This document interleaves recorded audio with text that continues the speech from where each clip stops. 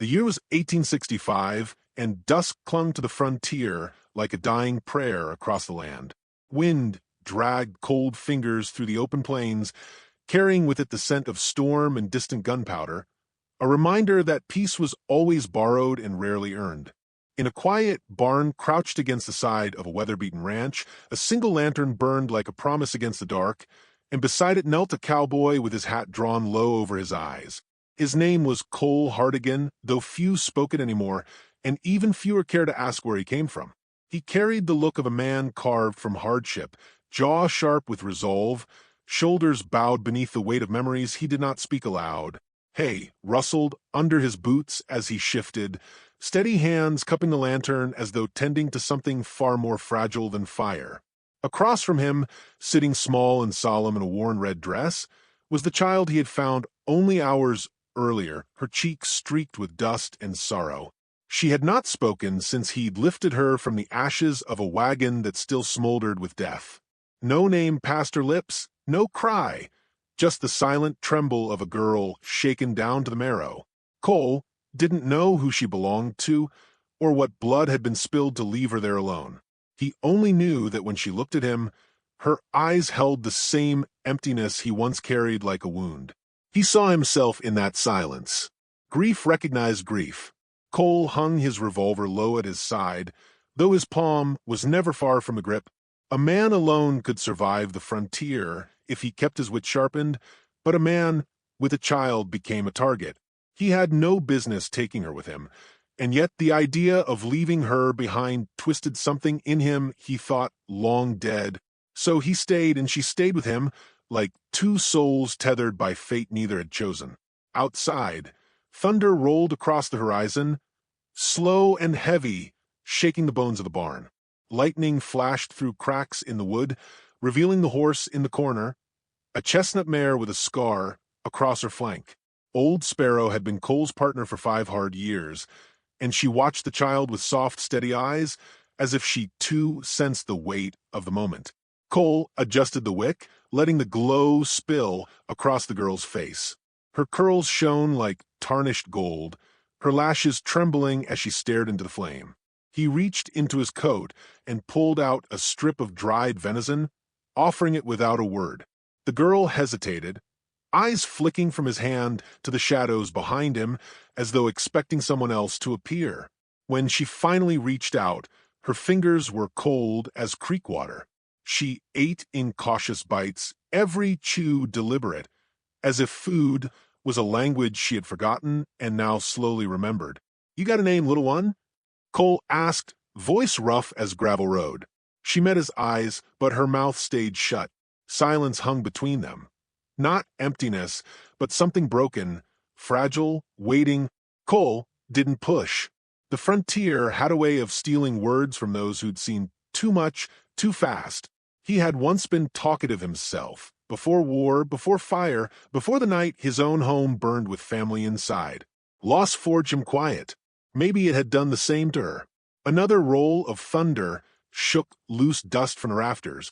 Cole scanned the walls, out of habit, eyes trained by years spent living closer to death than comfort. The girl shivered, not from cold but memory, so he shed his coat and draped it over her narrow shoulders.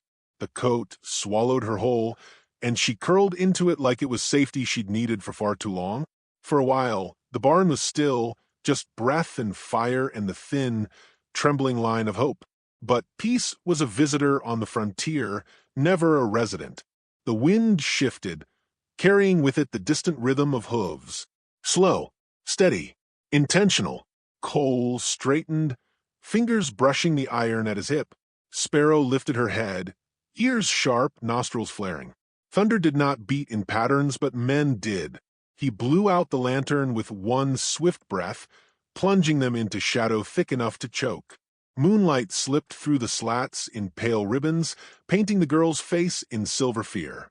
Cole guided her behind a mound of hay, movements slow and sure, like he had practiced them his whole life. Voices drifted through the storm, low, sharp, searching, words like bounty, girl, survivor. Cole's got twisted. They were hunting her. Someone dangerous enough to burn a caravan and leave one child alive, only to track her in the night. He checked the revolver by feel alone. 6 bullets. Enough if luck stayed with him. Not enough if it didn't. The barn door creaked under a push. The girl stiffened, breath shaking like a leaf caught in winter wind.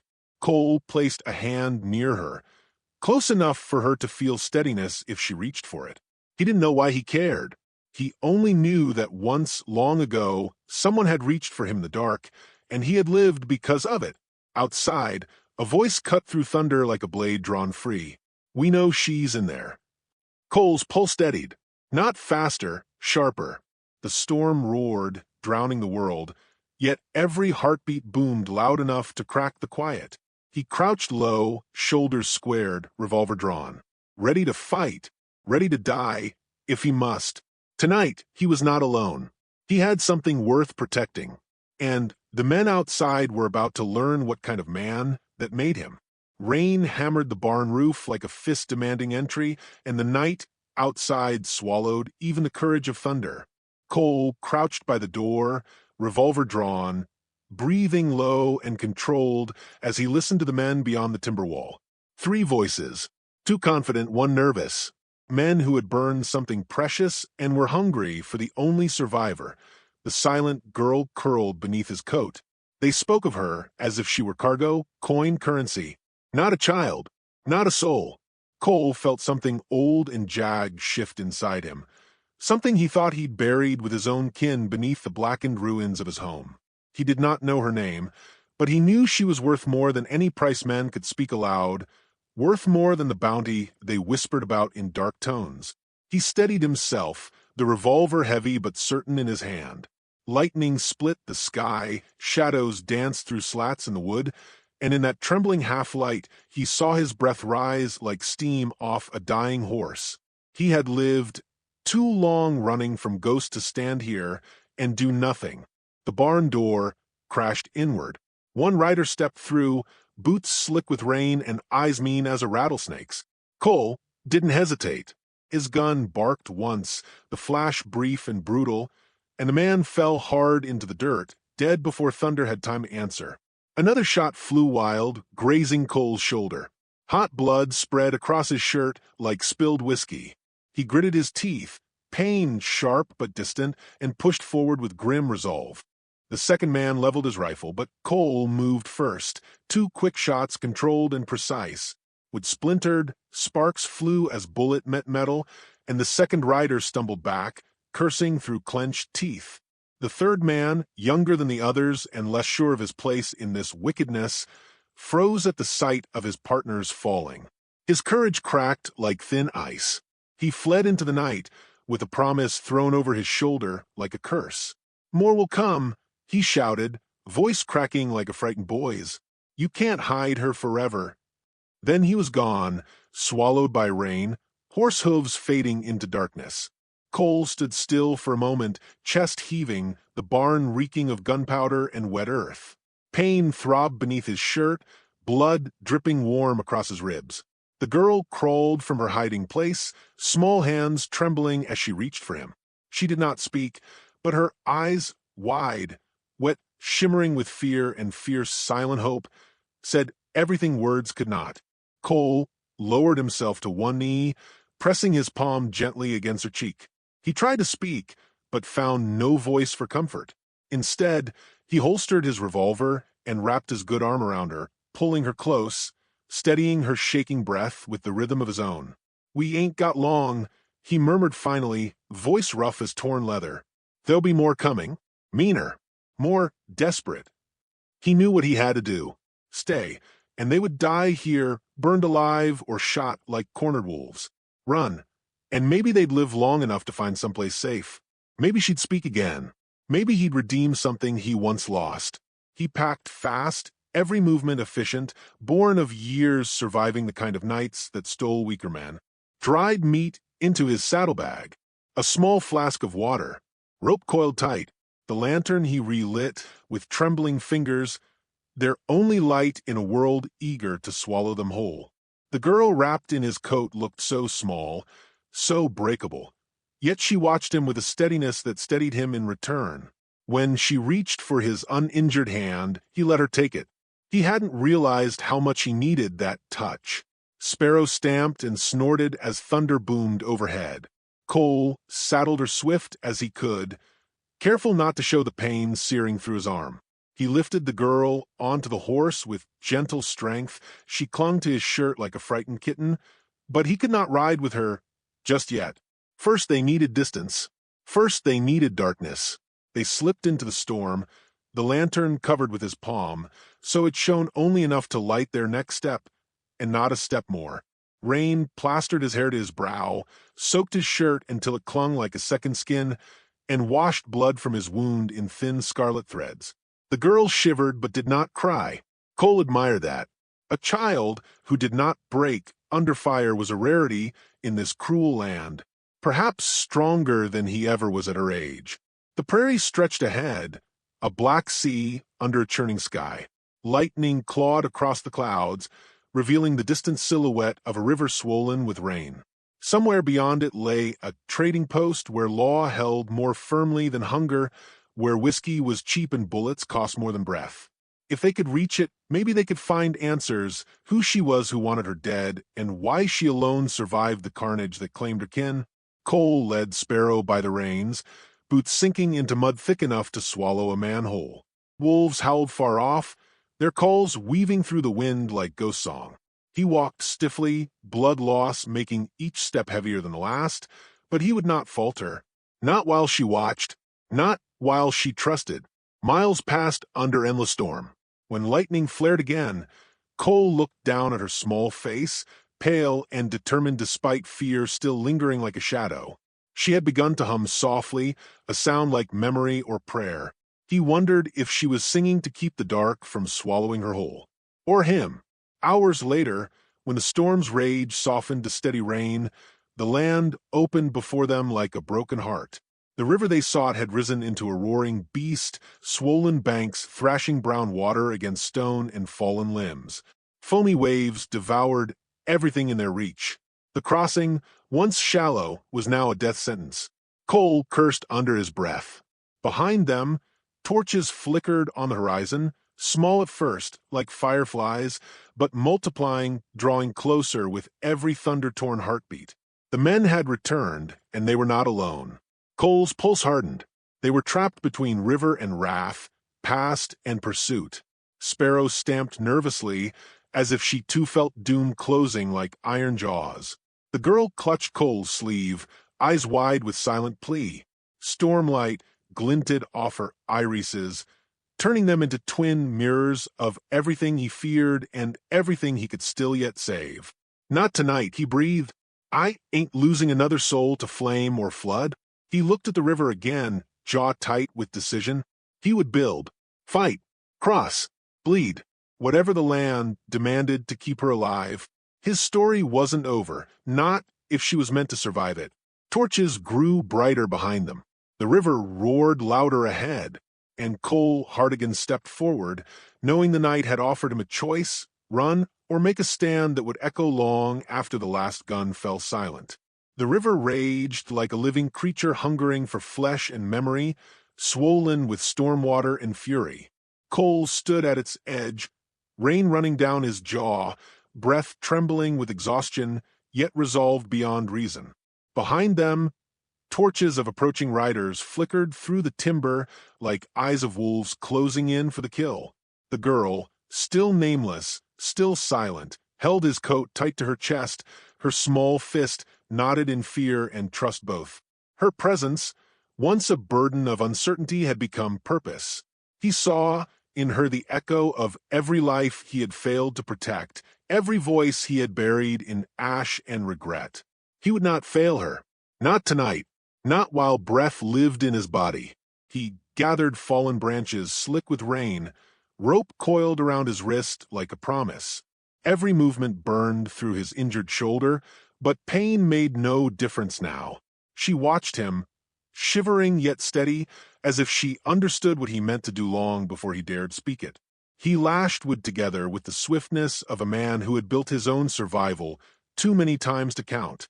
The raft was crude, barely more than floating sticks and stubborn hope. It would have to hold. It must hold. Cole lifted her onto it, settling her in the center, lantern at her side. Light glowed like fire against the endless dark. Then he climbed on, boots slipping as water clawed at his heels. With a shove, he set them adrift, current seizing the raft like a beast snapping bone. The world lurched, water crashed against them, icy enough to steal breath, but Cole held the girl close with his uninjured arm, muscles screaming as the river dragged them like prey. Waves slammed over the boards, soaking them through. The lantern flickered wildly, but did not die. She gripped it tight, eyes wide but brave, small fingers refusing to surrender the one light they had left. The current tossed them toward jagged rocks, and Cole snarled against the storm, driving a broken board into the water to steer. His strength faltered, vision blurring at the edges. Blood loss stole the world in slow drips, but the girl's small cry cut through fog like a knife.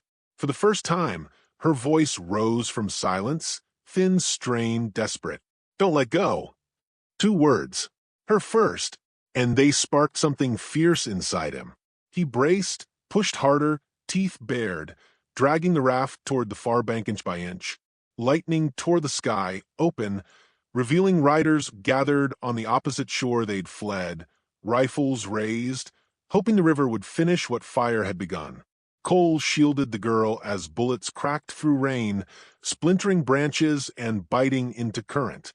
The raft spun, slammed against stone, but still he fought, shoving, dragging, refusing death like a man who'd been haunted too long to lie down. With a final surge of strength, they crashed into the muddy far bank. Cole stumbled off first, hauling her up, boots sinking deep. Torches flared behind them again. More riders, relentless as fate. There would be no running now. No river wide enough to save them twice. Cole drew his revolver, only 3 bullets left, and placed himself between her and the night.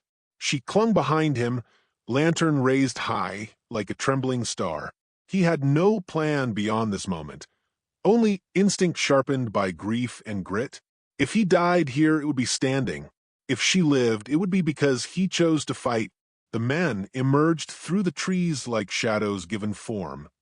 6, maybe 7, faces twisted with rain and greed. Their leader stepped forward, smile like rusted metal. "Hand her over," he called, voice flat, unwavering. "You're outnumbered, Hardigan. That child's worth gold to the right hands." Cole spit rain from his lips. "She ain't a coin to be traded." His voice carried, low but unbreakable. "And I aim to see her live free of men like you." The leader laughed, raising his rifle. "You'll die for nothing then." Cole fired first. The shot cracked like thunder. 1 rider fell. Chaos erupted. Bullets tore through branches, sparks skittered in mud. Sparrow screamed behind them, hooves striking earth. Cole fired again, 2nd rider down. He ducked behind a fallen log just as a round ripped past his cheek. The girl crouched low, lantern light dancing across rain-soaked earth, and her tiny voice trembled through the storm. "Please," she whispered, not fear, but plea for him to stand, to live. He rose, 1 last bullet in his revolver. 1 chance. The leader stepped forward, confident, gun raised to kill. Cole aimed slow, steady, despite pain screaming through every breath. Thunder rolled deep as judgment. Lantern light flared. The girl held it higher, flame bright enough to blind. The leader flinched, half a heartbeat too long. Cole shot him clean through the chest. Riders froze. Fear rippled through them like wildfire. They stared at Cole as if they'd just seen a man rise out of legend instead of blood and mud. Rain drummed on steel and skin. No one moved. No one dared. Then one turned his horse. Another followed. The rest scattered like crows into the dark, leaving only bodies, broken rifles, and the echo of defeat. Silence settled, heavy but holy in its relief. Cole sank to his knees, breath ragged, rain washing sweat and blood into earth. The girl crawled to him, lantern still burning bright, as if nothing could touch its flame. She touched his face with trembling fingertips, voice small but sure. "Thank you." 2 words again. Enough to rebuild a man. He gathered her close, forehead pressed her hair. The storm eased, clouds parting like curtains pulled wide, revealing first light of morning. Dawn bled gold across the world, slow and soft after a night of ruin and survival.